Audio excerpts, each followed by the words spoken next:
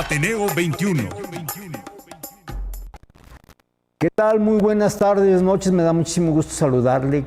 Qué bien que está una vez más aquí con nosotros en Ateneo 21 como todos los martes.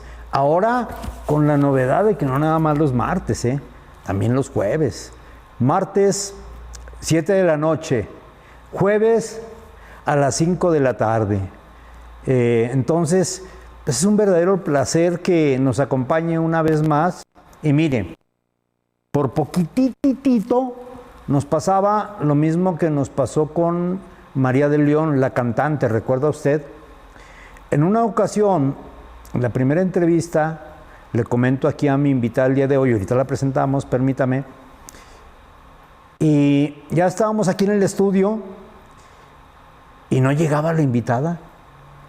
Y entonces le marco y le digo, ya estoy aquí, listo para la entrevista.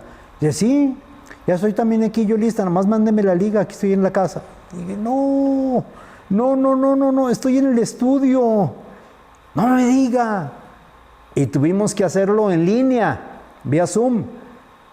Rápido aquí Lalo utilizó sus mecanismos de ingeniería mental y dijo, lo hacemos en línea, profe, ándele pues. Y ya me tocaba hacerlo en línea con Goretti, pero nos alcanzamos a poner bien de acuerdo una hora antes y se logró, para lo cual le agradezco mucho a Goretti Manzano que esté aquí con nosotros y que haya aceptado la invitación a Ateneo 21. Gracias, Goretti. Gracias, no, pues lo bueno que me despertaste de la siesta, si no también estaba 10 minutos antes esperando la liga. No, pues un gusto, ya sabes, José Luis, un gusto Para estar mí es aquí. un verdadero placer. Mira, nos conocemos desde hace tiempo, compartimos experiencias literarias de lectura de algunas obras. Luego tuve la oportunidad de entrevistarte en Radio Zacatecas, sí, ¿verdad? ¿O fue en línea? Es cuando tenías tu programa en línea. Fue en línea, en la porque pandemia, después vino la pandemia. Sí. Y luego ya lo hicimos en línea y ahí entrevistamos a Goretti. Es la primera vez que le hago pues una entrevista en vivo, así como estamos ahorita. Entonces, pues para mí es un verdadero honor. No, el gusto es mío. Antes que nada, déjeme decirle que Goretti me hizo volver a mi alma mater, a la escuela, a la Benemérita Escuela Normal Manuel Ávila Camacho, hace unos días y fui con mucho gusto, pero sobre todo con mucha nostalgia, porque volví a entrar a esa escuela que me vio durante 4 años. Antes eran 4 años para sacar el título de profesor de educación primaria. Entonces, pues volví a mi espacio de estudio y la verdad que pues fue un verdadero placer. Pero más aún el placer es que Goretti me haya invitado a platicar con sus alumnos, a los cuales les enviamos un cordial saludo. Si no nos ven ahorita en vivo, ya nos verán en repetición. Y es un verdadero honor haber estado por ahí con ellos. Y yo me la pasé muy bien, pero muy bien. Goretti, estás dando clases en la Benemérita Escuela Normal Manuel Ávila Camacho. Platícanos de qué son tus clases. Así es, ¿no? Pues bueno, igual un gusto tenerte ahí en la escuela. Yo creo que verte esas expresiones de nostalgia y de recuerdos que te evocaron el espacio y a quien no le inspira la Normal, ¿verdad? O sea, de verdad que además de ser un edificio tan bonito, pues yo creo que, híjole, un pilar en el magisterio en Zacatecas, ¿verdad? Y pues mira, te platico un poquito. Bueno, de hecho, cuando me hiciste la entrevista anteriormente, estaba de maestra de telesecundaria todavía. Actualmente ya tengo 3 años ahí en la BENMAC, en la Normal. Tenemos una dinámica donde las clases las materias son variables. Por lo regular, lo que he continuado desde que entré tiene que ver con las materias de acercamiento a la práctica docente, que son relativamente estas asignaturas donde nuestros estudiantes se adentran a los contextos reales, se adentran a conocer, bueno, desde los primeros semestres, los procesos, a través de procesos de observación, cómo son estas dinámicas escolares, que ellos vayan reflexionando y develando estas interdependencias que hay entre la escuela y la comunidad, sobre las dinámicas también de las propias telesecundarias. Hay quienes eligen la carrera de maestros de telesecundaria y nunca han ido a una telesecundaria, ¿verdad? Entonces, en los primeros semestres realmente les hacemos, o se hace un acercamiento a estas realidades educativas que distan mucho de lo que pasa. Bueno, tú que estuviste en otras... Ahorita te platico una historia sobre eso que dices, que dista mucho. Que dista mucho de una secundaria general, una técnica, que luego muchos de nuestros alumnos estudian en estas modalidades, pues piensan que es igual, ¿verdad? Y pues no, resulta que aquí el maestro redobla muchos esfuerzos. Luego muchos dicen que los de telesecundaria son todólogos. Yo digo, pues es que pareciera que damos de todo y expertos en nada, ¿verdad? Lo cual es también peligroso.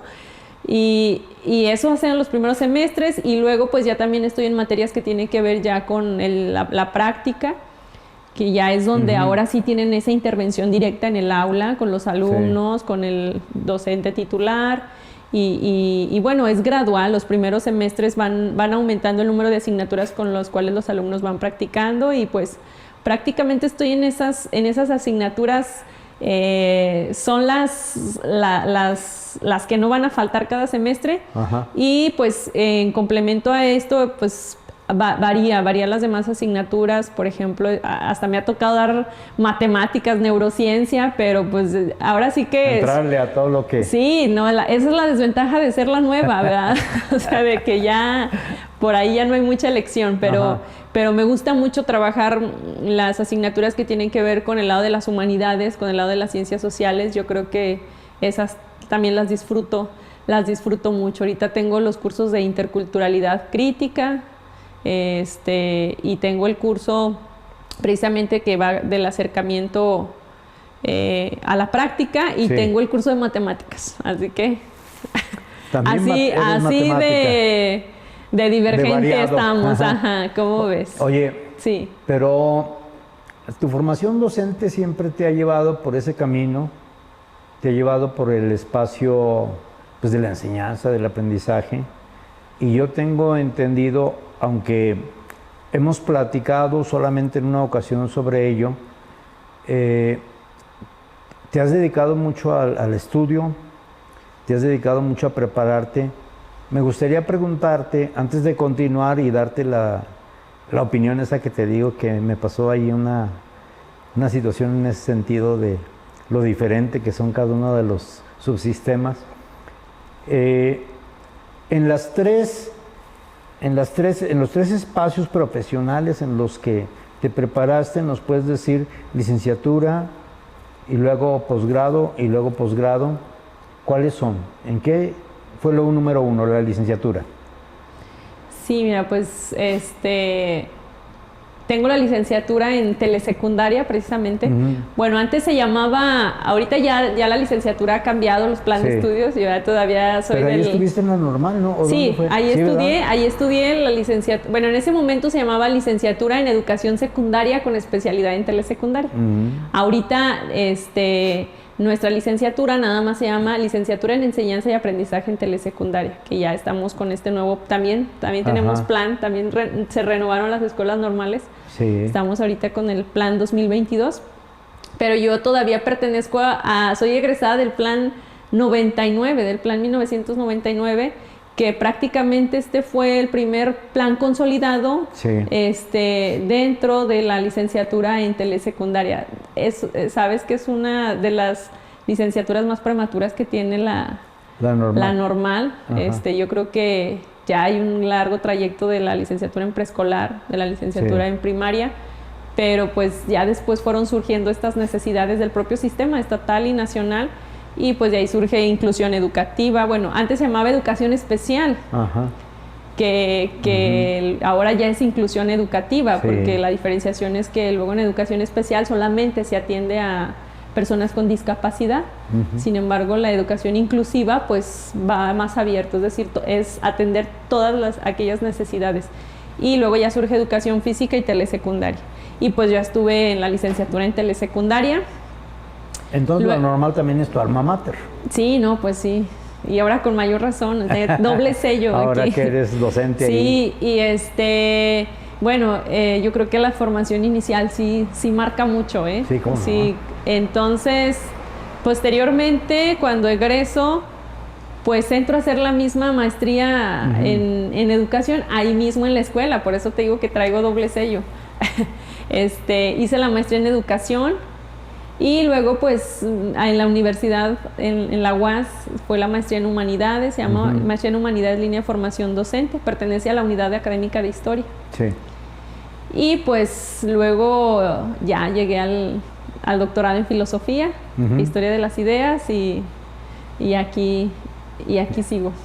Fíjate nada más. Pensando ahora a ver qué. Bueno, a primero, ver qué sigue. No, primero déjame decirte que ya quiero darle fin a esa preparación. Y a esa tesis encantada que todavía la sueño. Soy, exacto. Ajá. Estoy todavía en el proceso ya para titularme. Esperamos ya pronto te dé esa noticia. Bueno, muy bien. ¿Cómo ves? Pero fíjate qué bonito el estar preparándose constantemente, porque aparte de toda esa preparación que llevas de acuerdo a tus necesidades, a tu esfuerzo, a tus objetivos personales, también eres una excelente lectora, tengo entendido, porque has sido invitada en muchas ocasiones a participar en la lectura con Selene Salas por allá en CISART, pero también he visto que estás, no sé si eres la organizadora o participas en algunos espacios en Pinos, Zacatecas, en algunos espacios culturales. También estás en el ámbito de la lectura o alguna presentación de algo. Vamos, estás muy relacionada con la cultura en general. Entonces, eso te da otro sello todavía, porque la gente que de alguna manera nos hemos dedicado a la promoción cultural, al gusto por la lectura, al gusto por la preparación, al gusto por la docencia, pues es un círculo, sí, grande, enorme, porque hay gente muy preparada, pero también es una necesidad de seguir llevando a las nuevas, al nuevo interés de los jóvenes, a la nueva preparación, llevarles este amor a la lectura. El que ama la lectura se prepara y se prepara en muchos ámbitos. ¿Desde cuándo te nace eso de la promoción en la lectura? Sí, bueno, yo creo que tienes toda la razón en eso. Decía Borges que luego la tarea intelectual más compleja es leer, ¿no? Más que escribir. De hecho, él decía que más que la escritura es la lectura. Y yo creo que sí, o sea, yo creo que cuando lees, entras no solo en el diálogo contigo, sino que leer a los que piensan, los que se salen luego del esquema, pues te obligan a sacarte también a ti, ¿verdad? Entonces eso sí es interesante. Conozco gente que, como dices, mis respetos en esta cuestión de la lectura. No te voy a decir que soy una super lectora, sin embargo creo que lo hago constantemente, o sea, sí tengo el hábito, ¿verdad? Es bien importante hasta pensar uno qué le gusta leer, ¿verdad? Sí. Porque fíjate que ha cambiado, creo que uno también con el paso del tiempo hasta se vuelve, no sé si más selecto, pero uno va como acotando tus brechas de lectura, ¿verdad? O sea, cambian los gustos por las lecturas. Antes yo creo que sí era más del ámbito literario, o sea, sí era más de novelas. Bueno, me gustan mucho los cuentos, sobre todo. leía poemas. Ahorita yo creo que ya ha cambiado como también más Has delimitado. lo que leo. Ahorita no sé si este camino tan escabroso del doctorado me ha hecho leer otras cosas, pero sí me gusta mucho también leer filosofía, cosas de historia. Yo creo que eso me gusta mucho. Y hablabas de esta parte de cómo fue, pues, mira, en Pinos, yo creo que yo agradezco mucho que tuve un entorno como muy sensible a la lectura, a las artes, a la cultura. Para mí, por ejemplo, la Casa de Cultura en Pinos, cuando yo era niña, representó mucho porque, pues, le hice al teatro, a la danza, a la rondalla, o sea, lo que había lo aprovechaba, ¿no? Y yo creo que eso es muy, eso te va como forjando, ¿verdad? Y yo me incliné mucho por la declamación. De hecho, pues ya la gente que me conoce ahí en el pueblo sabe que me ha gustado la declamación, que he participado en algunos certámenes de declamación, y fue a raíz de eso luego la invitación que me hicieron cuando estuvimos compartiendo este espacio. Recuerdo que era Severino Salazar, eran estas lecturas. Estaba también la maestra Hortensia, ¿verdad? Del la maestra Hortensia también estuvo. Ya no me acuerdo los demás que estuvieron ahí, pero estuvo sí. Ahorita nos acordamos, que era director de la biblioteca histórica y la que está ahí en el Pedro Coronel. También es buen amigo, pero no me acuerdo cómo se llama. Tan buen amigo que es, que no me acuerdo cómo se llama. Ahorita me acuerdo. Te va a regañar si lo ve. Sí, Núñez se apellida. Ajá, y te digo, fue a partir también de la declamación que me empecé a inmiscuir mucho en estas cuestiones culturales. No los organizaba. No es que yo los organizaba, pero siempre estaba invitada y de verdad siempre tenía la disposición de participar.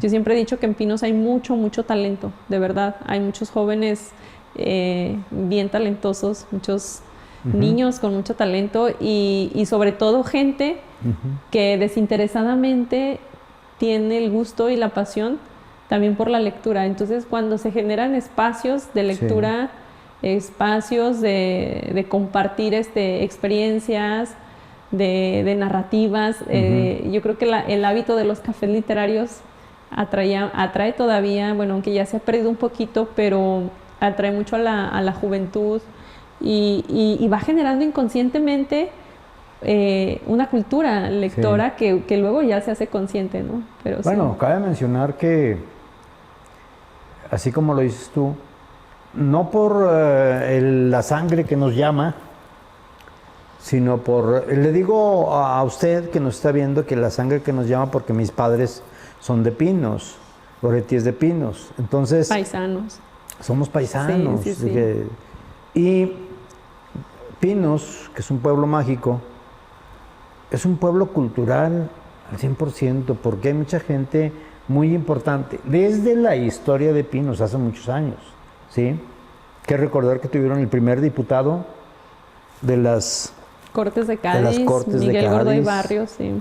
Entonces, tenemos grandes personajes como Martín Escobedo, como Sigifredo Esquivel, como, bueno, obviamente, pues la poetisa, ¿verdad? O la poeta, Amparo Dávila. Luis de la Rosa Oteiza. De la Rosa Oteiza y gobernadores inclusive. Bueno, Pinos es un pueblo que está enmarcado por las actividades artísticas. Tiene un ballet extraordinario ahí en Pinos, el maestro de la secundaria, a quien también hemos tenido la oportunidad de entrevistar. Lo entrevistamos en línea, él también. Y mucha de la gente que son mis sobrinos o primos han pertenecido también a este tipo de agrupaciones artísticas y de pronto luego nos encontramos por aquí. Entonces, Pinos llama y hay mucha actividad, como le digo, artística. Yo me acuerdo que siendo niños, que nos llevaba mi padre a Pinos, yo me iba a leer a la biblioteca. Allá en la pequeña biblioteca que tenían allá abajo del jardín, Creo que todavía Tomasa está. Reyes, sí, la biblioteca Sí, ¿verdad? tiene el nombre. Ajá. Yo iba a leer magia. Me encantaba la magia. Y agarraba libros de magia y ahí estaba dándole lectura. Y a veces leíamos otras cosas, ¿verdad? El inglés también me gustaba mucho. Y había libros de inglés y yo pensaba que leyendo un ratito ya sabía un inglés, ¿verdad? Cosa que después me di cuenta de que no. El problema era la pronunciación, ¿verdad? No, y Pero no, está bien. no se dio, pues. Ajá. Pero hay muchas actividades que afortunadamente lo van conduciendo a uno por este mundo del gusto por la cultura, del gusto por las artes, del gusto por la literatura. Y estoy seguro, porque siempre participan en concursos. Pino siempre está en muchos espacios. Somos muy competitivos. Sí. No quiero ser tan regionalista ni quiero echarle tantas porras a Goretti, pero de verdad nuestro saludo a toda la gente de Pino, Zacatecas, Sí. que cuando yo, tengo mucho que no voy, pero cuando he tenido la oportunidad de ir, yo respiro así como nostalgia, emoción, me gusta caminar por sus calles, solo andar por las calles y es muy bonito Pinos, por eso es pueblo mágico. Todo esto yo creo te fue formando poco a poco y ahora en ese mundo de que tienes que compartir con tus alumnos a los cuales les enviamos un cordial saludo de primero A de la licenciatura en telesecundaria que tuvieron a bien escucharme, fíjate que se me hicieron muy atentos. Sí. Todos estaban muy atentos. Me gustó mucho vivir esa experiencia, esa emoción, y ojalá y haya servido de algo. Fuimos a platicar un poco sobre la entrevista, justamente, lo que estamos haciendo con Goretti en estos momentos. Ahora, ¿cómo hacerle para compartir todo esto con las juventudes, Goretti? Porque pues ya traes el bagaje, ahora hay que pasarlo a las generaciones que siguen, y son generaciones no iguales a las de hace 20, 30 años. Bueno, tú estabas chiquitilla cuando en esos años, ya tenía mi ratito aquí en este planeta, pero ¿cómo hacerle para transportar ese conocimiento a las nuevas generaciones? Sí, bueno, mira, hace ratito hablabas de esta nostalgia, ¿no? De Pinos, y yo veo que luego la gente ya cuando sale de ahí del terruño, Sí. sí sigue estas añoranzas. De hecho, ahorita que hablabas de los personajes, misma Amparo Dávila tiene un poema que se llama Retorno a Pinos.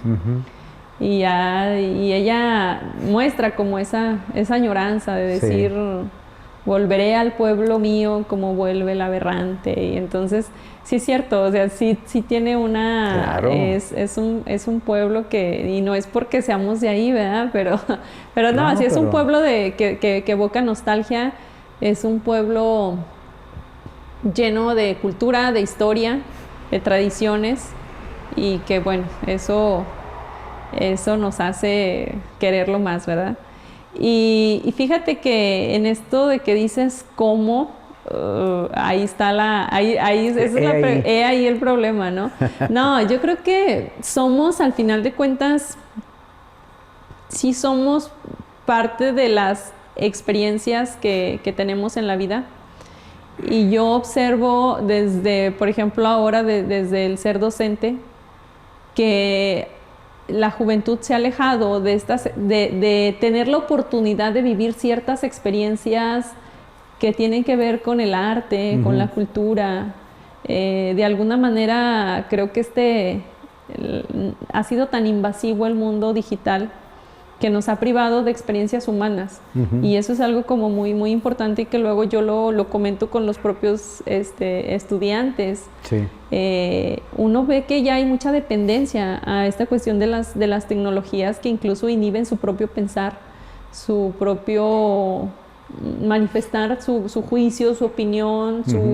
Entonces, cuando el mundo digital, porque tampoco es del todo negativo, pero cuando se sobrepone a las experiencias humanas, yo creo que le resta oportunidad de vivir y de pensar, de repensar incluso el mundo de otra manera, ¿no? Y yo siempre he dicho, es que ya estamos en una sociedad donde muere la literatura, la poesía, la filosofía, o sea, asfixiamos esas disciplinas o que lo que hacen es darnos estas experiencias sensitivas hacia ver el mundo de diferente manera. Y yo creo que, ¿qué podemos hacer? Pues quienes estamos en este compartir de la docencia, yo creo que el no cansarte de insistir, ¿verdad? Porque sí, obviamente yo no comparto esta idea del docente como ejemplo, pero sí el docente, sí hay docentes que inspiran, o sea, sí hay docentes que admiras y que esa admiración te genera pues un ímpetu por decir que te muestren otros caminos y otras oportunidades. Entonces yo creo que eso incluso nos implica un reto como maestros, porque para ser maestro, el tener un amplio amalgama pues cultural, literario y de cualquier otra área nunca viene de más. O sea, yo creo que eso te permite como dar caminos, ¿no?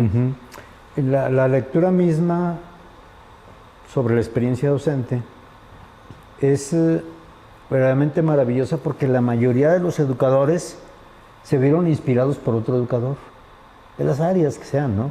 Pero otro educador finalmente. Hay gente que se dedicó a la química porque tuvo un excelente maestro de química. Hay gente que se dedicó a la docencia porque tuvo un excelente maestro en sus clases, en pues, diversas materias que se ven. Pero de eso a uno mismo asumir esa responsabilidad también implica un gran esfuerzo, una gran tolerancia, una paciencia, por supuesto, pero también el seguirnos preparando. Sí, sin duda. Nuestras lecturas, con las temáticas que vamos a ver, pero sobre todo ahora que estuve ahí, me rompo un poquito el esquema, pero ahora que estuve ahí en la normal, ahí me encantaba en la secundaria, cuando estaba dando una clase, me encantaba ver a los jovencitos que se quedaban volteando así a verlo a uno, imaginándose lo que uno les decía, y se quedaban así. Y yo ya sabía quién me iba a preguntar algo, porque ellos estaban poniendo mucha atención. Entonces, el observar a tus alumnos ahora, que muchos de ellos me ponían mucha atención en lo que estaba diciendo, pues eso me da la satisfacción de darme cuenta de que sí me están poniendo atención y de que están... Sí, ya vivimos en un mundo tan disperso que... Exacto.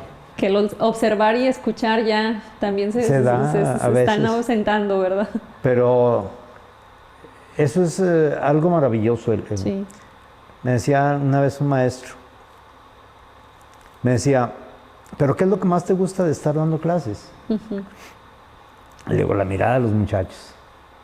La mirada de los muchachos cuando te están viendo con aquella creatividad o imaginación que tienen acerca. Si les hablas de un globo rosa, están imaginándose el globo rosa. Si le estás hablando de un barco, están imaginándose el barco.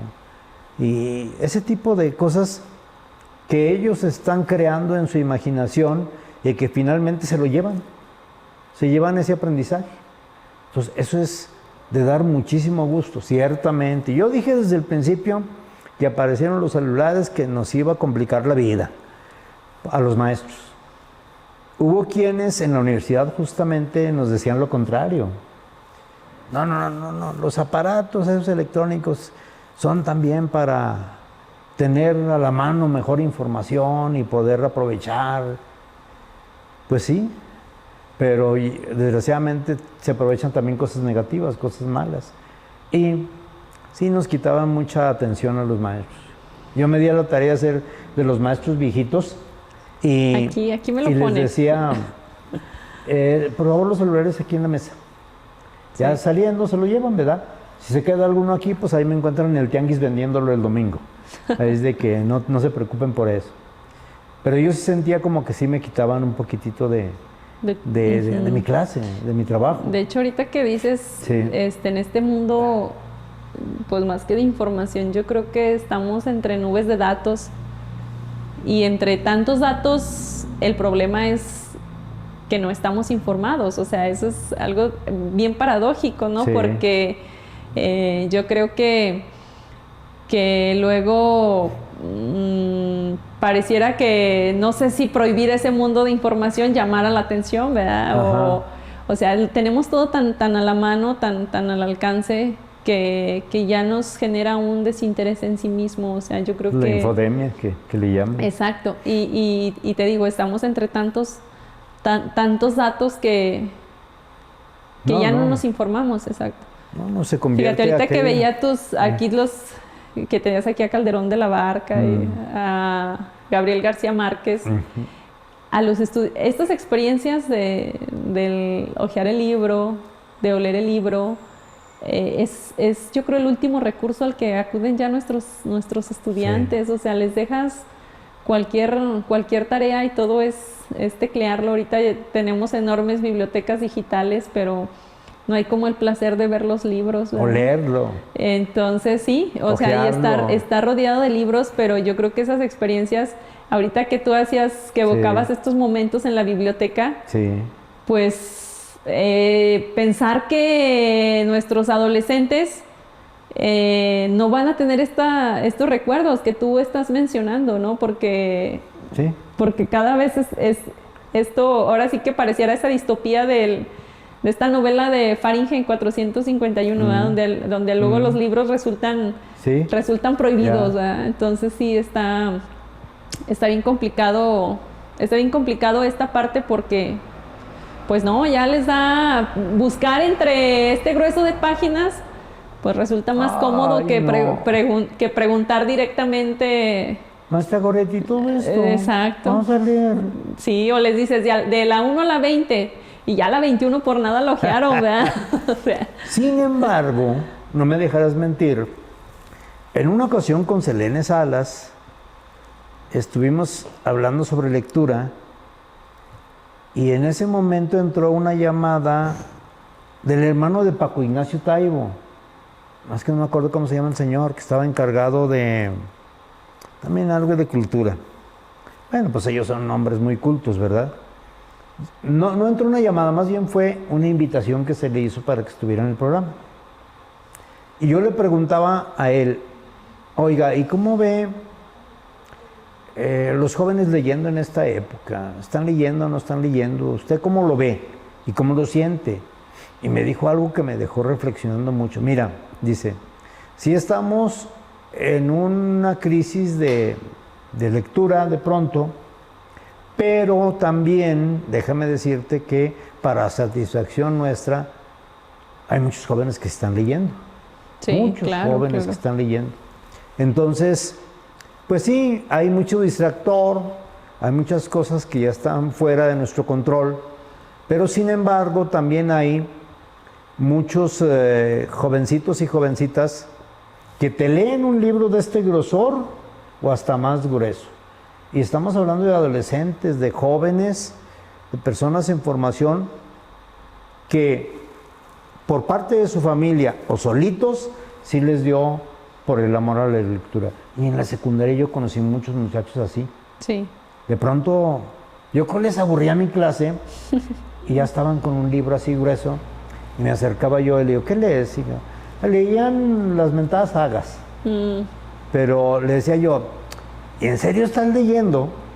Sí, profe, si quiere le cuento en lo que voy. No, te creo, pero yo quiero saber si de verdad estás leyendo. Ya voy en el 3er libro de esta saga y me gusta mucho. No, qué bueno que estás leyendo.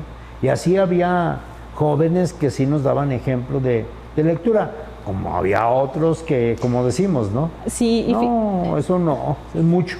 Fíjate que se nota, ¿eh? O sea, en el aula se nota. Así es. Cuando, o sea, nosotros también tenemos estudiantes, obviamente hay de todo, ¿verdad? Y de verdad también debo decir que tenemos estudiantes muy críticos, o sea, estudiantes que van más allá y que buscan más allá y que es muy interesante. Las clases, luego esos estudiantes son los que los que redireccionan la clase, ¿no? Porque de volverse una clase expositiva, ellos detonan el debate. Las preguntas difíciles que a veces hacen. Claro, la duda, la pregunta, y que no es otra cosa más que el resultado de un proceso de reflexión que se hace. Entonces, y eso es parte de asumir este hábito, ¿verdad? Hay críticos, como tú dices. Pero es muy bueno eso, muy bueno que algún alumno o alumna de pronto nos quiere aventar toritos a los maestros. Y son buenos los toritos. Aviéntenlos, no les tenga miedo, aviéntenselos. Oiga, a ver, ¿usted qué dice que lee mucho? ¿Cómo cuántos libros ha leído usted? Entonces, pues ahí ya uno buscará la respuesta o se las dirá con toda honestidad. ¿Usted ha leído tal libro? Porque yo lo terminé ya, de García Márquez, y me puede hablar usted poquitito sobre este libro. Y a veces lo ponen a uno en, ay Dios, ¿qué libro leíste? Pues los 12 cuentos peregrinos. A ver, ¿qué dice el 11? Ay, caray, pues no, yo nomás llegué hasta el 10. ¿Qué sé yo? De ese tipo de cuestiones que son muy buenas, porque los alumnos están pensando cómo poner en riesgo al maestro, pero no nos ponen en riesgo, sino que nos hacen ver con emoción que el alumno efectivamente está pensando, está razonando y está buscando cómo entrarle al debate con el maestro, y eso es muy bueno. Y a veces entre los compañeros surge también este tipo de situaciones.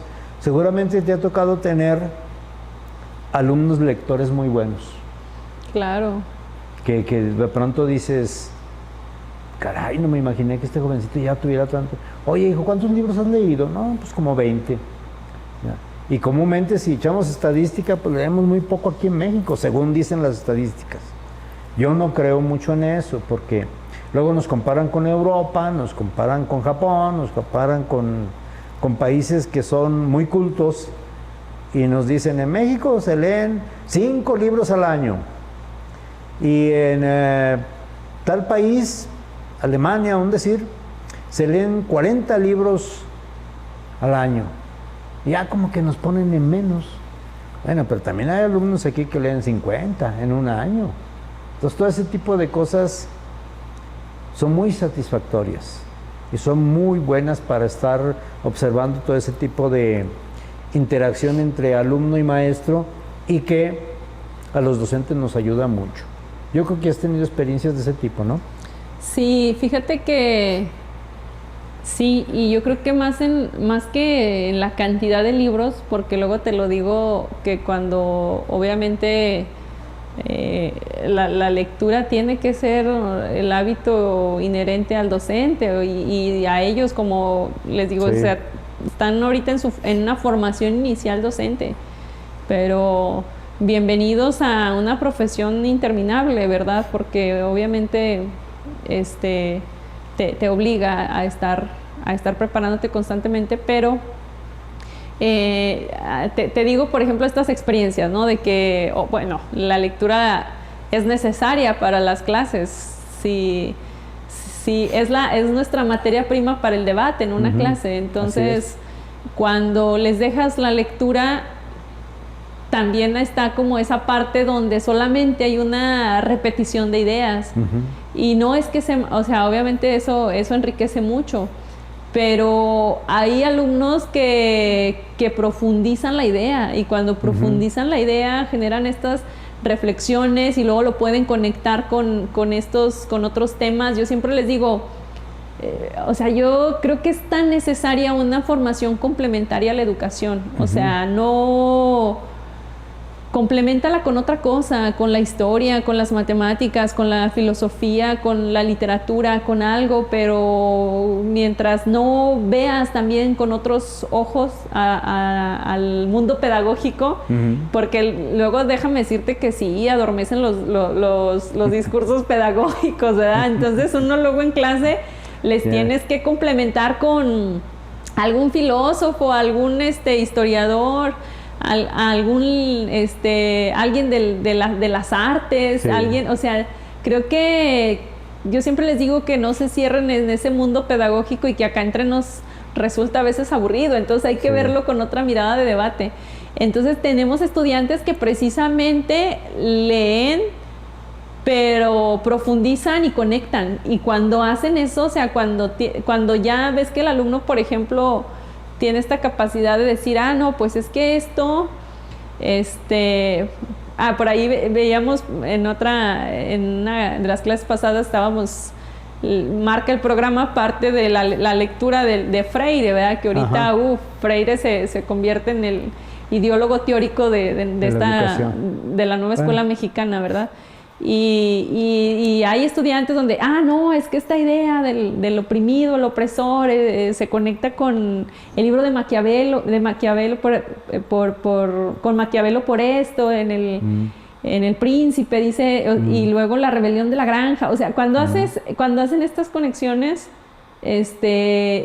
empiezan a ampliar esta visión de quedarse nada más con haber leído esta lectura. O sea, yo creo que les da esta capacidad de conectar ideas, de conectar autores, que también eso es necesario, ¿verdad? Yo creo que por eso ha sido una herramienta muy buena el debate. Claro.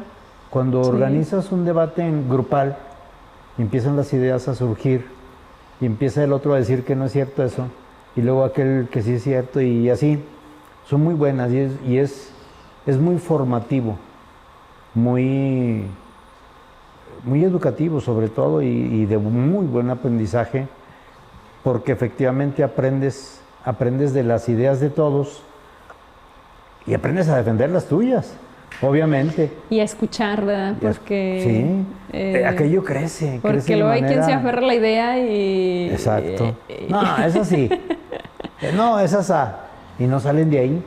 Y en realidad pues se necesita conocer lo que piensa Goretti, lo que piensa Juanita, lo que piensa Carlos, lo que piensa cada uno. A ver, don Lalo, antes de que terminemos con Goretti, porque ya estamos terminando, hay algunos mensajitos por ahí. Dime algo, dime algo.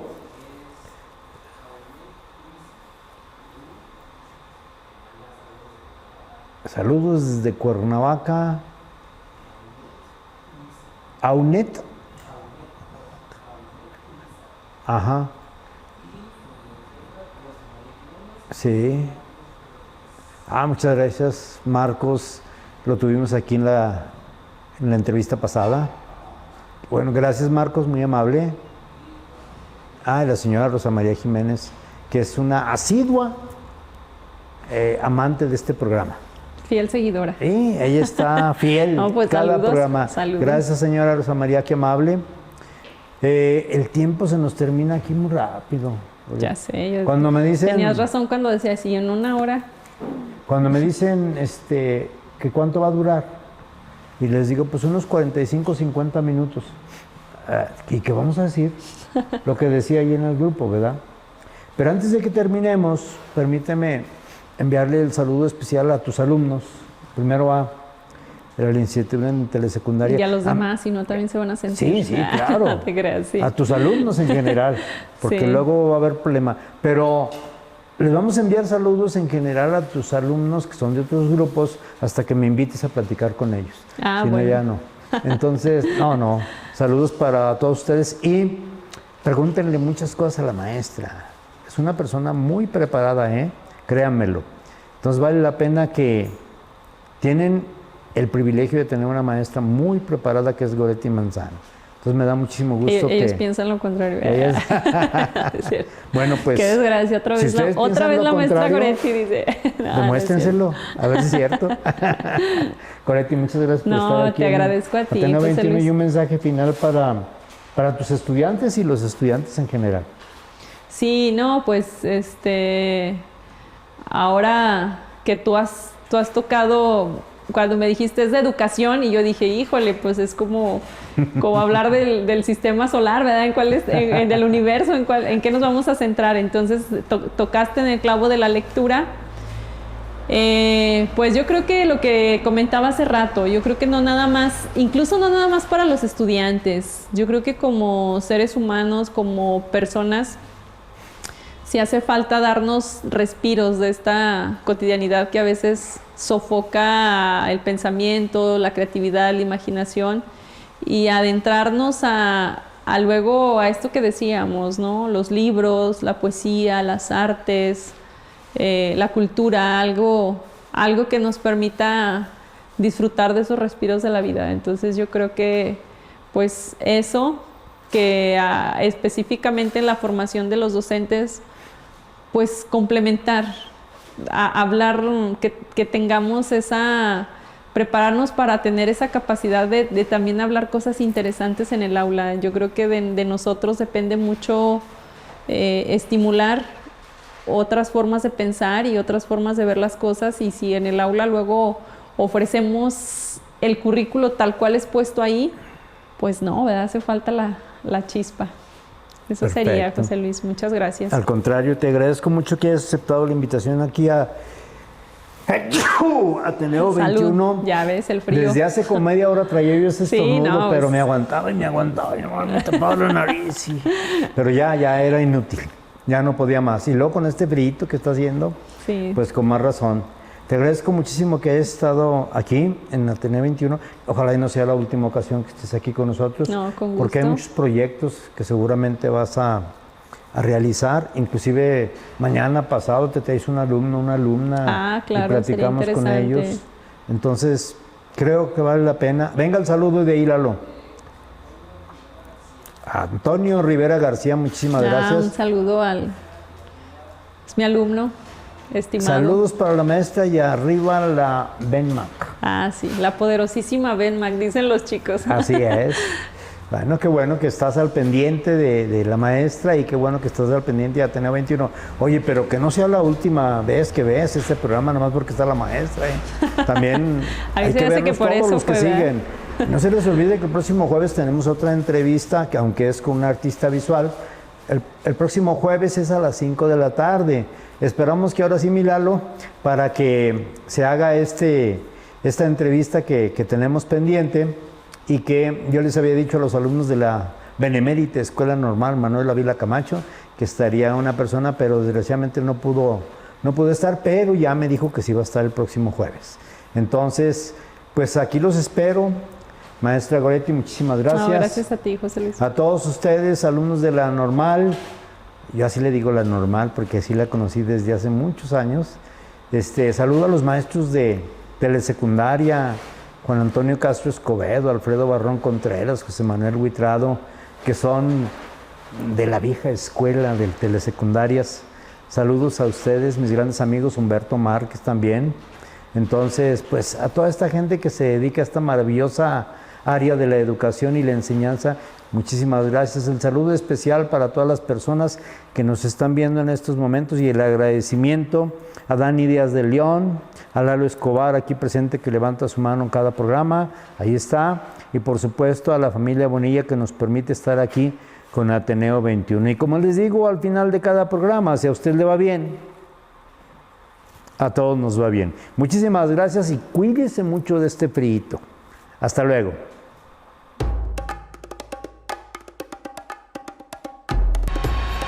Ateneo 21.